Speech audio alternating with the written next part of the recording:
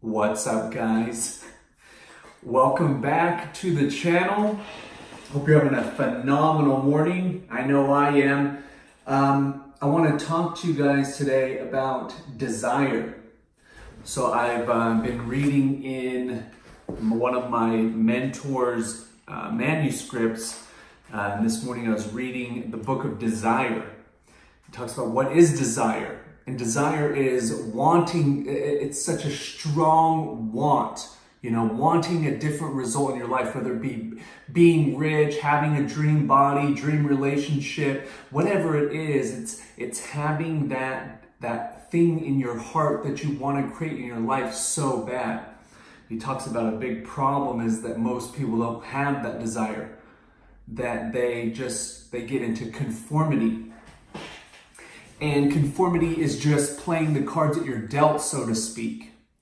We kind of get into these ruts, we get on to these roads of life, and then we stay on that road even when it becomes miserable. Because even though it's miserable, we still know the results that we get on that road. And that's the ego. So the ego mind wants comfort, it wants security, it wants what it knows is certain. And that's what we get. That's what happens all the time. I know I fell into that. I remember as a kid, my desire, one of my strongest desires has always been to be wealthy. I'm talking wealthy, billionaires. I remember watching Lifestyles of the Rich and Famous back in the 80s and seeing that lifestyle and wanting that compared to the lifestyle I was living. I'd go camping with my dad and he would talk to me. He would always ask around the campfire, what are you going to do when you grow up? What are you going to be when you grow up? And I would always say, I'm going to be rich. And then he'd ask the follow-up question, well, how are you going to do that? And I'd say, I don't know. But that was the desire inside of me. And then I went to high school. I went to high school for a year, but I dropped out of high school in my junior year, and I went straight to work with my dad to be a mechanic. And then I got on that road and I lost my desire. I lost the dream that I had deep in my soul. And I did that for a while. I did that till I was 25 years old. So, almost a decade as a mechanic. I own a mechanic shop with my dad in Salt Lake City, and I thought I was going to do that for the rest of my life. And then I came home from work one day and the book Think and Grow Rich was sitting on my kitchen table. And I'd never read a nonfiction book in my entire life. Remember, high school dropout. I don't even know how to use a comma. And I read that book and it sparked. One of the first chapters in that book is on desire. Having a burning desire. And then reading that book reignited that desire within me to become rich. And I remember quitting working at the family business. I was earning a 6-figure income as a mechanic. And I ventured out to become wealthy. And I got on a new road, equipped with new information.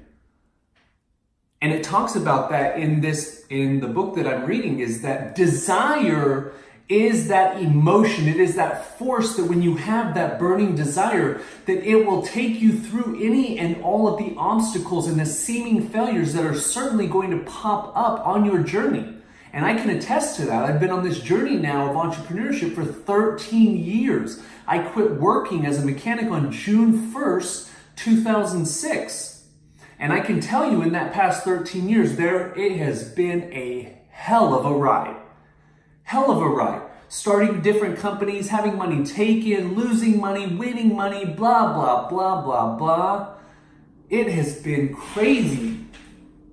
But the desire has never once waned.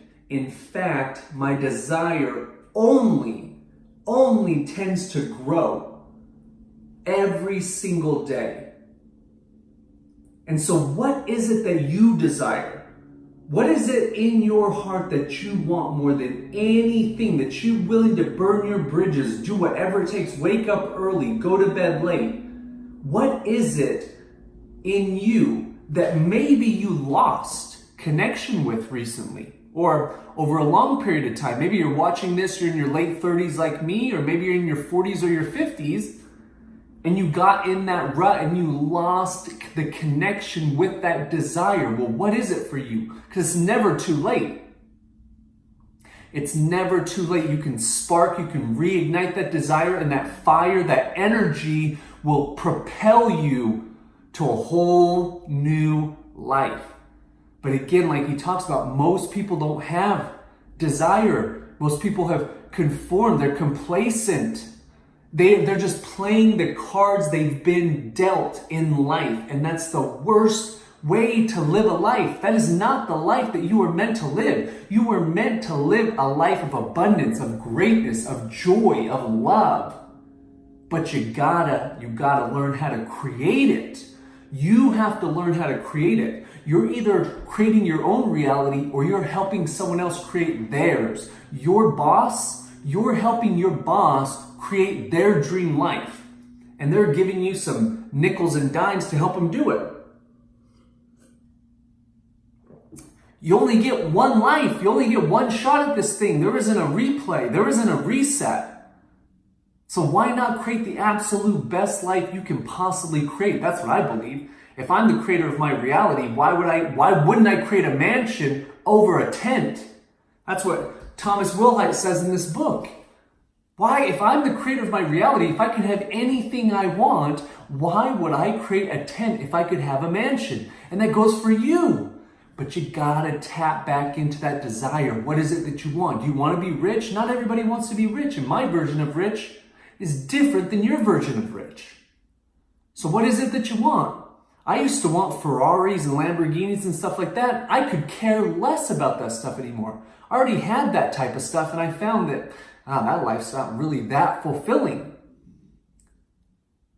And now I'm excited to get a big Rolls-Royce Cullinan, that SUV. I will most certainly have that, and a helicopter, but I don't want the fast cars anymore. See how things change? But my desire hasn't changed. My desire has only gotten bigger, stronger, more powerful.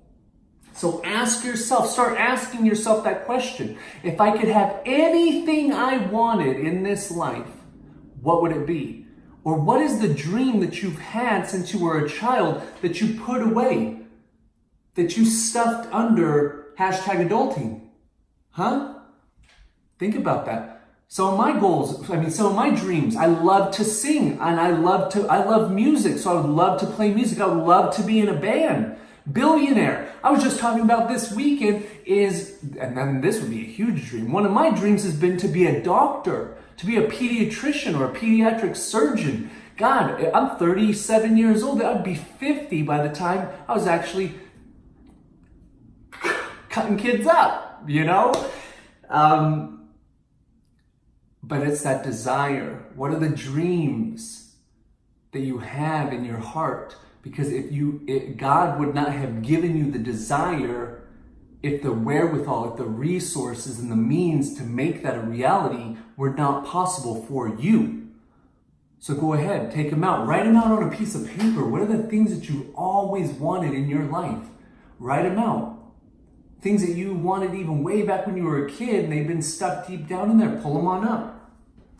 I'm telling you, your whole life will change. Your whole life will change when you can ignite desire within your being. Today's card. I am selfish enough to want to feel good. I am selfish enough to want to feel good. I love how Abraham talks about selfishness. We are all selfish. All of us. We live in a first-person reality. And the first person we're always thinking about is ourselves. You cannot perceive life from any perspective other than from that of yourself.